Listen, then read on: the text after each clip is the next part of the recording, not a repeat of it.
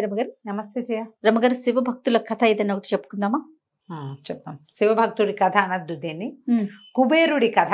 ఓ కుబేరుడు ఉన్నాడు కదా, ఇప్పుడు వాళ్ళ మన ఆ. కుబేర త్రయోదశి అవును. ఏమంటారు దానికి, మన ధన్తేరాసు కుబేర పూజ చేయాలంటారు. అసలు ఈ కుబేరుడు ఎవరు, ఎలా అతనికి ఇది ఆధిపత్యం లభించింది, దిక్పాలకుడు ఎట్లా అయ్యాడు అనే దాని మీద కథ. పూర్వం అంట కాంపిల్య నగరంలో యజ్ఞదత్తుడని ఒక బ్రాహ్మణ ఆయన ఉండేవాడు. చాలా కాలం సంతానం లభించక భార్య ఆయన ఎంతకాలమో శివ పూజ చేయగా లేక లేక ఒక కుమారుడు కలిగాడు. గుణాలకి నిధిగా ఉండాలి తన కొడుకని అతనికి గుణనిధి అని పేరు పెట్టారు. అయితే వీడంత సద్గుణనిధి కాదు, దుర్గుణనిధి అయ్యాడు. లేక లేక పుట్టిన కుమారుడు అవటంతో ఆవిడ బాగా గారాబం చేసేది. ఆయన కూడా అంత పెద్దగా అడ్డుకట్ట వేసేవాడు కాదు. క్రమంగా పిల్లవాడికి దుర్జన సాంగత్యం, దానివల్ల అక్కర్లేని అలవాట్లు అబ్బినాయి. తల్లి చాటు మాటగా పిల్లవాడికి డబ్బులు ఇచ్చేది, తండ్రికి తెలియకుండా. వెళ్ళిపోయి ఆడవాడికి జూదం ఆడేసి అట్లా ఇట్లా పిచ్చి పిచ్చి పనులన్నీ చేసేవాడు. ఇంటికి వస్తే తల్లి ఏడ్చి మొత్తుకునేది, కానీ అడిగిన డబ్బులు వాడు ఏడ్చి వాడు గొడవ చేయగానే ఇచ్చేసేది. భర్తకి పెద్దగా తెలియనిచ్చేది కాదు. ఆయన వచ్చేసరికి పిల్లాడంటే వేదాధ్యయనానికి వెళ్ళాడని చెప్పేది. పిల్లాడిని వెనకేసుకొస్తారు, తల్లులు చేసే పనే ఇది. వాడిని కాదనలేరు, వాడి కోరిక కాదంటే ఇష్టం ఉండదు, వాడిని దుఃఖపెట్టకూడదు, వాడిని కష్టపెట్టకూడదు, వాడు మొత్తుకుంటే చూడలేరు. ఇవన్నీ ఉంటాయి తల్లుల తాలూకు సహజ లక్షణాలు. ఇలా ఏమైందట, ఒకసారి ఈ గుణనిధి అమ్మని డబ్బులు అడిగాడు. అడిగితే డబ్బులు లేవంది ఆవిడ, కొద్దిగానే ఇచ్చింది. ఈ అబ్బాయికి ఎక్కువ డబ్బు కావాలి. ఏం చేశాడు, పెట్టెలోంచి ఒక వజ్రపు టుంగరం ఉంటే పెట్టెలో అది తీసిపోయాడు. జూదంలో వజ్రపు టుంగరమే పెట్టి ఆడాడు, ఆ వజ్రపు టుంగరం పోయింది. ఆ గెలిచిన వాడు వేలికి తోడుకొని వెళ్తున్నాడు. అప్పుడే రాజాస్థానం నుంచి తిరిగి వస్తున్న యజ్ఞదత్తుడు గారికి ఈ ఉంగరం చూశాడు. ఉంగరం ఎక్కడో చూసినట్టుందేంది, బాగా పరిశీలించి తన ఉంగరం వేది. గబగబా ఇంటికి వెళ్ళాడు. ఇంటికి వెళ్ళి పిల్లాడేడంటే వేదాధ్యయనం అది ఎప్పట్లాగానే. సరే వజ్రపు ఉంగరం ఉండాలి, పట్టుకురాను. అది లోపల ఉందిలేండి, మీరు కాళ్ళు కడుక్కోండి, అన్నం తిందురు కానీ ఇప్పుడు అది ఎందుకు అంది ఆవిడ. ఆయన గట్టిగా కేకలేశాడు, పట్టుకురామని చెప్పానా అంటే లేదు. ఉంగరం వెతికేశారు కల్లా. ఆయన నెత్తి కొట్టుకున్నాడు. మన ఇంట్లో ఉండవలసిన వజ్రపు ఉంగరం ఎవడో తాగుబోతూ తిరిగిపోతూ జూతగాడైన వాడి వేలికి ఎలా ఉంది? ఏం జరిగిందంటే అప్పుడు ఆవిడ మెల్లిగా చెప్పేసింది. పిల్లవాడికి బాగా దురభ్యాసాలైన, ఎప్పుడూ డబ్బులు అడుగుతాడు. మొన్న 2 రోజుల నాడు అడిగాడు, నేను ఇవ్వలేదు, ఎక్కువ ఇవ్వలేకపోయాను, నా దగ్గర లేవు, వాడు పెట్టెల నుంచి వస్తువు తీసుకుపోయాడేమో అని వలవల ఆవిడ ఏడ్చింది. ఆయన నెత్తి కొట్టుకున్నాడు. గుణనిధి అని పేరు పెడితే వీడు సుగుణాల ప్రోగవాల్సింది పోయి దుర్గుణనిధి అయిపోయాడేమిటే? పిల్లల్ని గారాబం చేయొచ్చా? ఈ గారాబంతో చూడు ఇట్లా అయింది. చదువు రాకపోయినా పర్వాలేదు, కానీ దుర్గుణాలు రాకూడదు. అది చదువు రాకపోతే చదువు రాలేదన్నమాటే. ఇలాంటి అలవాట్లు చేసుకుని ఇంట్లో కూడా దొంగతనాలు చేస్తే ఏ రకంగా చేస్తాం మనం? ఆయన చాలా దుఃఖపడ్డాడు. అయితే అప్పుడే వాకిట్లోకి వచ్చిన గుణనిధి ఇవన్నీ వినేశాడు. భయం వేసింది వాడికి, తండ్రి దండిస్తాడని. దండన అలవాట్లేదు, ఏవో 2 దెబ్బలు తిందాం అని అనుకునే రకం వేరే. అవును. ఇంట్లో నుంచి పారిపోయాడు. అయ్యో, పారిపోయి ఏదో వేరే గ్రామాంతరానికి వెళ్ళిపోయాడు. 2 రోజులు రోడ్ల మీద పడి తిరిగాడు. ఆకలి, ప్రాణం పోతాం, డబ్బులేవి. అయితే ఆ ఊళ్ళో ఒక శివాలయం ఉంది. ఆ రోజున కార్తీక ఏమంటారు, శివరాత్రి రోజున ఆ దేవాలయంలోకి ప్రవేశించాడు. దేవాలయంలో బోల్డని నైవేద్యాలు పెట్టారు. ఎవరు ఏమీ ప్రసాదం పెట్టే పరిస్థితిలో లేదు, ఎవరి దారిని వాళ్ళు ఉన్నారు. సరే అర్ధరాత్రి దాటిపోయింది. తెల్లవారు 3 గంటలకి మళ్ళీ అవో పక్కన ఎక్కడో పడుకున్నాడు. కానీ శివాలయం అంతా మంచి గందరగోళంగా వీళ్ళు భజన చేస్తున్నారు, పూజలు. ఆ తర్వాత ఏమో జాగరణ చేయటం కోసం జనాలు, భక్తులు కొంతమంది శివభజనలు ఏవో చేసుకుంటున్నారు. ముందంతా ఏమో ఏకాదశి రుద్రాభిషేకాల హడావిడి 1:30-2 దాకా.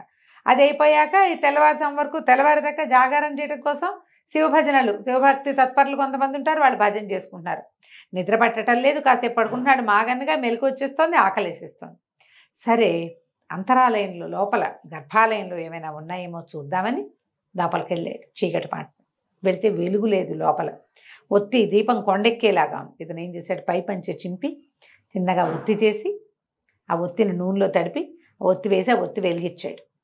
వెలిగిస్తే మొత్తం గర్భాలయం అంతా దగదగాయమానంగా కనపడడం మొదలుపెట్టింది. వెలుగులో కనిపిస్తుంది. ఆహార పదార్థాలు ఏవో ఉన్నాయి. స్వామివారికి నివేదన చేసిన పాలు, పెరుగు, నెయ్యి, తర్వాత ఏమో పానకము, పంచామృతము, కొంత వడపప్పు, అక్కడి నుంచి ఏదో అన్నబలి కూడా, అన్న వ్యవహార విశేషం కూడా ఏదో కనపడుతుంది. ఓ పాత్ర ఏదో చేత్తో పుచ్చుకున్నాడు తిందామని. పుచ్చుకునేసరికల్లా అది పక్కనే ఉన్న గంటకి తగిలి గంట పడిపోయి గంటంగుమని మోగేసరికల్లా దొంగ దొంగ దొంగ అని అరిచాడు. అది ఎప్పటిదాకా 3:30 అయిపోయింది, 3:45 అయింది, సూర్యోదయానికి దగ్గరలో. అరిచి కేకలు పెట్టారు. ఆయన కంగారు పడి కాళ్ళు తొక్కుంటూ బయటికి పరిగెత్తుకుంటూ వచ్చేసాడు గుండెనిధి. ఈ రావటంలో ఏమైంది, శివాలయంలో ఏమవుతుంది, గర్భాలయానికి ఎదుర్కొంటే నందీశ్వరుడు మోహరించి కూర్చుని ఉంటాడు. దేవాలయంలో ఇక్కడ పెద్ద నంది తను తొట్టుపాటు పడి గుమ్మానికి కాళ్ళు తట్టుకుని ఆ నంది తాలూకు కొమ్ములు తగిలి చనిపోయాడు. పడిపోయాడు పక్కకి. ఆ నంది కొమ్ము నెవరిగంతకి ఎక్కడో తగిలింది, మర్మఘాతమై మరణించాడు. దీపాలు పుచ్చుకొచ్చి చూశారు, అయ్యో అయ్యో వీడెవడో శివాలయంలో మరణించాడు అన్నారు. బయటికి మోసుకొచ్చారు. ఇంతలో ఏమైంది, ఎంభట్లు వచ్చేసారు. వాళ్ళ వెనకాలే శివభటులు కూడా వచ్చారు. వీళ్ళు మేము తీసుకెళ్తామంటే మేము తీసుకెళ్తామన్నారు. ఇంతలో కైలాసం నుంచి బ్రహ్మాండంగా పెద్ద విమానం వచ్చింది. ఒక అట్టహాసంగా శబ్దం వినపడింది ఆకాశంలో నుంచి. యమభట్లారా, వీడెంత పాపిష్టివాడైనా జూదరి వ్యసనపరుడైనప్పటికీ శివరాత్రి నాడు ఉపవాసం చేసి శివసన్నిధిలో దీపం వెలిగించి నందీశ్వరుని వల్ల మరణించాడు. ఉపవాసం చేసే జాగారం కూడా చేసినట్టే తెల్లవారుజామున. కాబట్టి వీడికి శివ సాయుధ్యం తప్పదు, మీరు జీవుడిని వదిలిపెట్టేయండి అంటే వదిలేశాడు. ఆ జీవుడు ఈ గుణనిధి కైలాసానికి వెళ్ళిపోయాడు. ఎంతకాలమో పరమేశ్వరుడి సన్నిధానంలో ఉండి తన కర్మఫలం అంతా తీరిపోయాక, అంటే ఎంతకాలం అతను అక్కడికి ఉండటానికి అవకాశం ఉందో అంతకాలం ఉండి భూలోకంలో మళ్ళీ ఒక రాజుగా జన్మించాడు. అరిందముడు అనే పేరుతోటి. ఈ అరిందముడు ఎవరు, కళింగరాజ మహారాజ కుమారుడు, కళింగ యువరాజుగా జన్మించాడు. పుట్టుకతోటే మహాశివ భక్తుడు అయ్యాడు. శివాలయంలో మరణించిన ఫలితం అనమాట. శివసాయుధ్యంలో ఉన్నాడు కదా, శివకేశవులకి అభేదమని చాటి చెప్పాడు. ఎన్నో శివాలయాలు కట్టించాడు. ప్రతిరోజు నిత్య శివార్చన పరుడుగా ఉన్నాడు. ప్రతి పౌర్ణమి, ప్రతి ఏకాదశి ఇవి చేసేవాడు. ప్రదోష కాలార్చన విశేషంగా చేసేవాడు. ఎంతమందో బ్రాహ్మణులకి భూరి దానాలు ఇచ్చాడు, అగ్రహారాలు ఇచ్చాడు, చెరువులు తవ్వించాడు. ఎంతకాలమో. తర్వాత మరణాసన్న స్థితిలో అష్టాక్షరి జపిస్తూ నారాయణ మంత్రాన్ని జపిస్తూ, నారాయణ నామం అనుకోవాలని చెప్తారు కదా, అష్టాక్షరిని జపిస్తూ మరణించాడు. మరణించిన తర్వాత ఇతను ఎక్కడ జన్మించాడు, మూడో జన్మ, తర్వాత జన్మ పులస్త్య బ్రహ్మ. పులస్త్య బ్రహ్మ కుమారుడు విశ్రావసు. ఆ విశ్రావసు కుమారుడే రావణ బ్రహ్మ.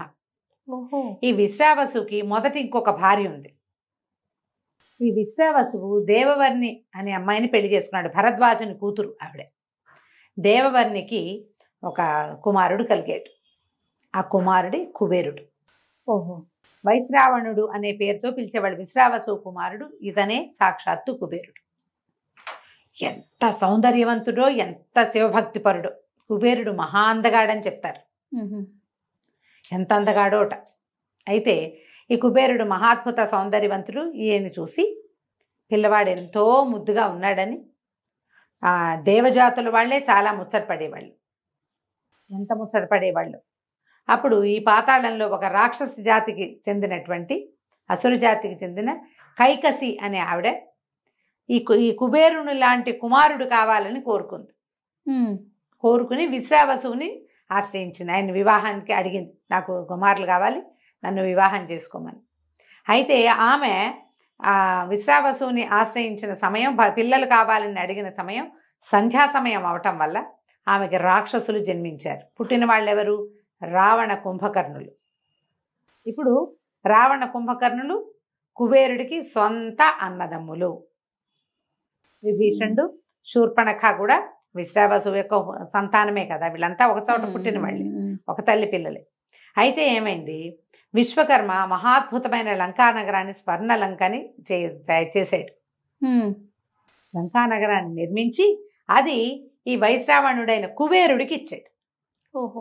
కుబేరుడి సవితి తమ్ముడైన రావణాసురుడు కుబేరుడిని కొట్టి అతన్ని జయించి లంకని తీసేసుకున్నాడు. లంకని.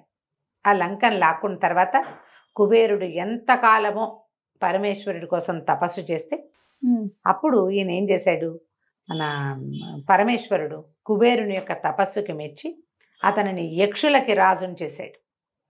అతనికి ఉత్తర దిక్కున అలకాపురి అనే ఒక నగరాన్ని ఇచ్చాడు. దాంట్లో చైత్రరథము అని అత్యద్భుతమైన ఒక ఉద్యానవనం కూడా ఉందట.